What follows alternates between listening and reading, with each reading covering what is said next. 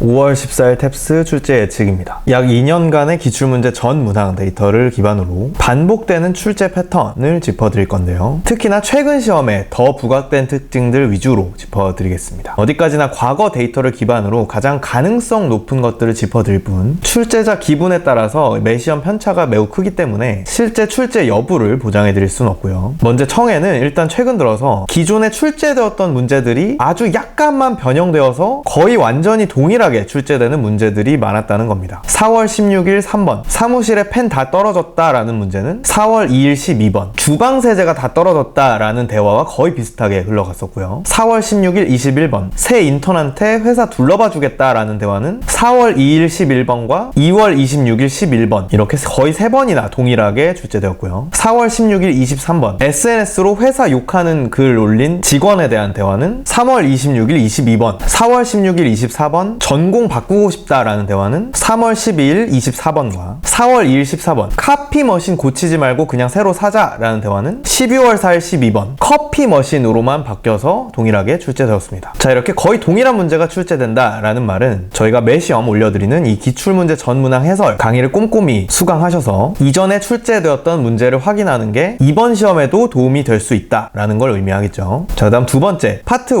2에 최근 들어 반복적으로 출제되었던 소재는 프로모션, 승진 관련된 소재는 최근 시험에 지속적으로 출제되고 있죠. 4월 16일 30번 승진 못한 동료랑 피크닉 같이 가기 불편하다라는 대화, 4월 2일 7번 딴 동료가 승진 못한 거 유감이다 라는 대화, 그리고 16번 너 승진 가능하겠는데 경영진이랑 얘기해 봤냐? 라는 대화, 3월 26일 10번 승진해서 너무 많은 책임에 부담된다 라는 대화, 3월 12일 19번 직원 승진 안 시켜서 동기부여 떨어질까봐 걱정이다 라던 대화, 2월 13일 15번 승진했지만 내가 자격이 되는지 모르겠다 라는 대화. 이렇게 승진과 관련된 문제들은 대부분 그 승진 결과에 따라서 그 사람들이 어떻게 느끼는지가 핵심 포인트였습니다. 그 다음에 사내 발표나 보고서 제출 등 이 회사 업무 관련된 소재도 굉장히 자주 출제되고 있는데요. 4월 16일 11번 회사 미팅 때 발표하는지 물어보는 대화, 25번 이전 클라이언트랑 아는 직원한테 직접 발표해보라고 권유하는 대화, 4월 2일 19번 보고서를 갑자기 내일까지 제출하라는 상사와의 대화, 3월 26일 20번 발표 잘했고 그래프는 뭐 추가했더라도 별 차이 없었을 듯 이라는 대화, 2월 26일 20번 발표 준비를 제 시간에 못 끝내면 어떡하지? 라고 걱정하는 대화, 2월 13일 18번 우리 어디서 봤지? 작년 컨퍼런스 때 발표했다 라던 대화. 이렇게 출제가 되었었습니다. 자, 그 다음 파트 3 가장 고난도 문항, 그러니까 메인 23번, 코렉트 28번, 인퍼 30번 중에 한 문제 정도는 어떤 정치인을 지지하거나 반대하는 정치 관련된 대화가 출제되곤 하는데요. 4월 16일 28번 당선 가능성이 없음에도 본인 주장을 하기 위해서 출마하려는 정치인, 4월 2일 30번 어떤 정치인이 입장 표명이 느려서 오히려 여론이 더 나빠졌다 라던 대화, 3월 26일 23번 대통령이 공약을 못 지킨 건 국회의 방해 때문이다 라는 대화, 2월 26일 23번 표를 얻기 위해서 예산상 불가능한 공약을 막 던지는 정치인에 대한 대화, 1월 15일 30번 세금을 줄인다는 후보를 지지하겠다 라는 입장에 대한 대화. 이렇게 정치 관련 문제는 메인, 코렉트, 인퍼 번갈아 가면서 출제되었습니다. 이전부터 늘 강조드리지만 이 정치 관련 문제는 기본적으로 이 정치 성향 좌우 중에 각각 어디에 해당되는지를 구분하는 게 중요하고요. 그 다음 파트 4, 5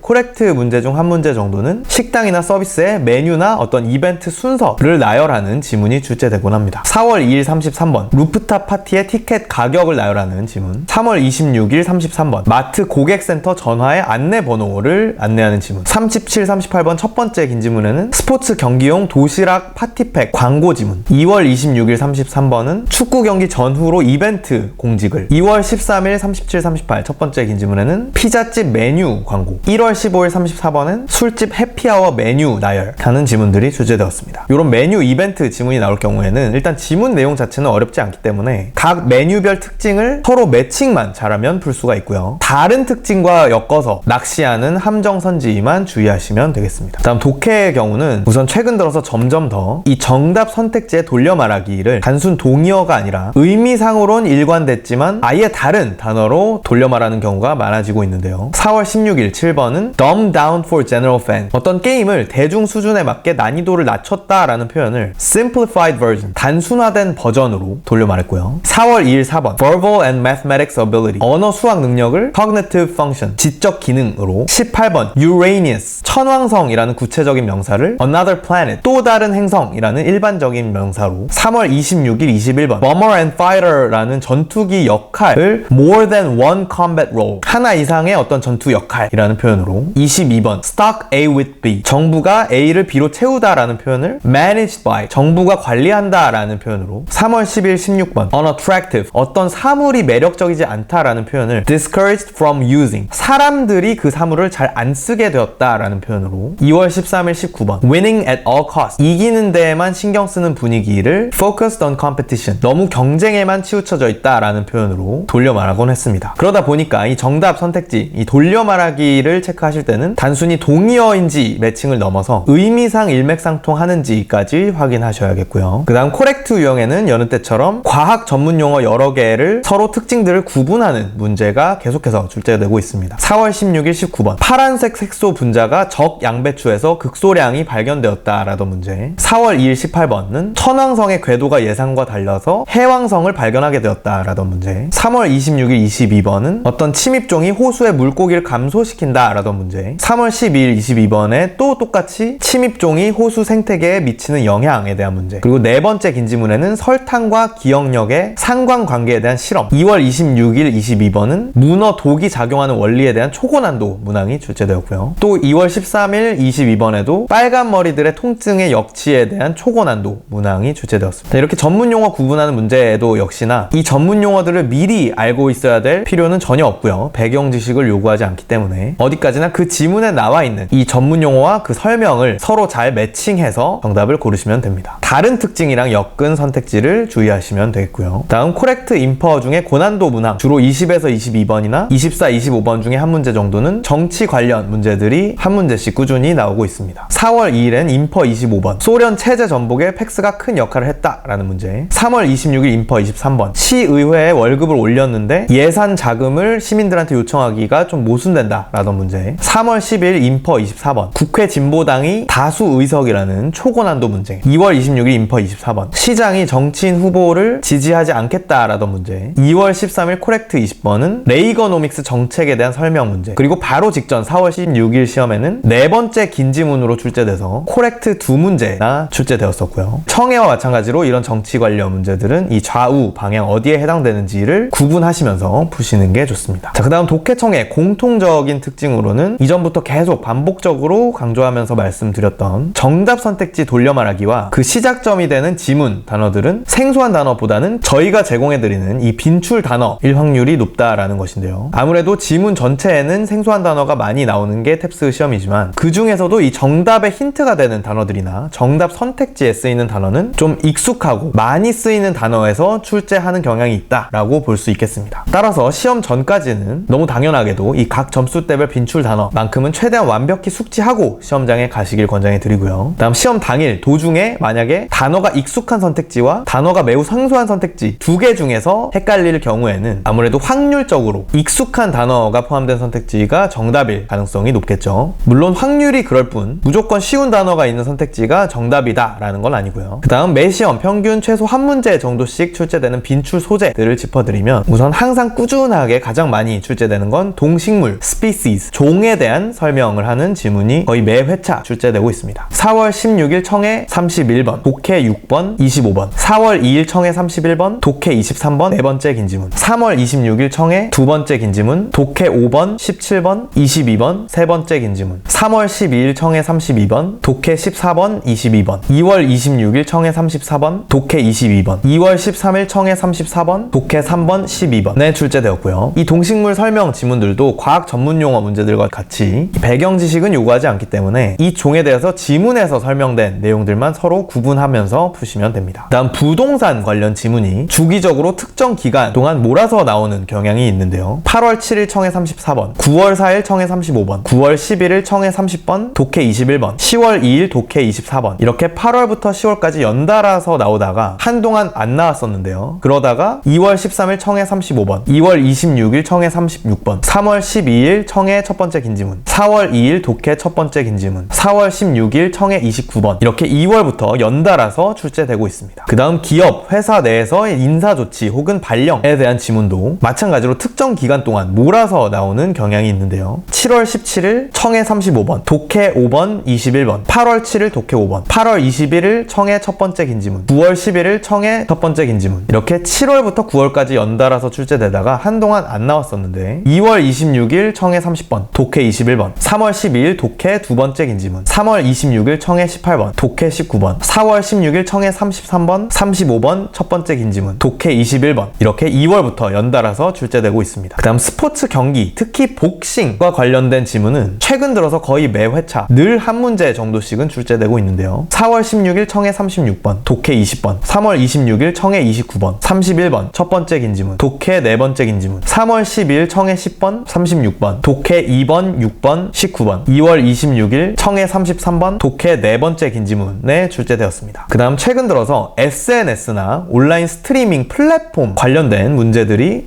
특히 많이 출제되고 있는데요. 4월 16일 청해 23번 두 번째 긴지문, 4월 2일 독해 5번, 3월 26일 청해 21번, 22번, 3월 12일 독해 9번, 2월 26일 독해 7번에 출제되었습니다. 오늘 짚어드린 출제 패턴들을 정리해보면 우선 청해는 기존 출제된 문제들이 거의 똑같이 출제되는 문제들이 늘고 있다. 파트 1, 2에 반복 출제되는 소재로는 승진과 발표 보고서 등이 있다. 파트 3 초고난도 문항 한 문제 정도는 정치인에 대한 지지 혹은 반대 대화가 나온다. 그리고 파트 4, 5 코렉트에는 식당 서비스 메뉴 문제가 출제되곤 한다. 다음 독해의 경우엔 정답 선택지 돌려 말하기에는 단순 동의어가 아닌 의미상으로는 일관되지만 아예 다른 단어로 표현되곤 한다. 그 다음 코렉트 유형에는 과학 전문 용어 여러 개를 구분하는 문제가 하나 정도 출제된다. 그리고 코렉트 인퍼 고난도 문항 한 문제 정도는 정치 관련 지문이 출제된다. 그리고 독해청의 공통으로 정답 돌려 말하기는 비교적 익숙한 빈출 단어가 사용될 확률이 높고 최근 들어 빈출되는 소재로는 동식물 종, 부동산, 기업 인사조치, 스포츠 경기, 온라인 플랫폼 등이 자주 출제되고 있다. 이렇게 정리해볼 수가 있겠고요. 그 외에도 최신 출제 패턴, 경향은 이 기출문제 전 문항 해설 강의들을 전부 참고하셔서 지문과 선택지의 출제 패턴, 함정 낚시 패턴, 빈출 단어와 수거 등 최신 출제 트렌드를 직접 파악해 보시길 권장해 드립니다. 이번 시험이 첫 탭스이신 분들은 이 탭스 독학 가이드 A to Z 영상을 참고하셔서 전반적인 시험 유형부터 점수대별 공부법 그리고 무료 자료들의 링크들까지 모두 받아가시길 권장해 드리고요. 그 다음 이 점수대별 공부법 강의를 통해서 시간 낭비 없이 내 목표 점수에 필요한 공부만 선별적으로 하시길 권장해 드립니다. 그리고 이 점수대별 공부를 맞춤형 자료로 편하게 학습하고 싶으시다면 컨설탭스 점수대별 맞춤형 커리큘럼도 고려해 주시고요. 이번 주 시험 직후에 전 문항에 대한 정답을 확인하고 총평, 전 문항 상세 해설까지 받아보고 싶으시다면 구독 버튼을 눌러주시기 바랍니다. 자, 그럼 이번 시험으로 모두들 한 번에 목표 점수 달성하시기를 응원하겠습니다. 감사합니다.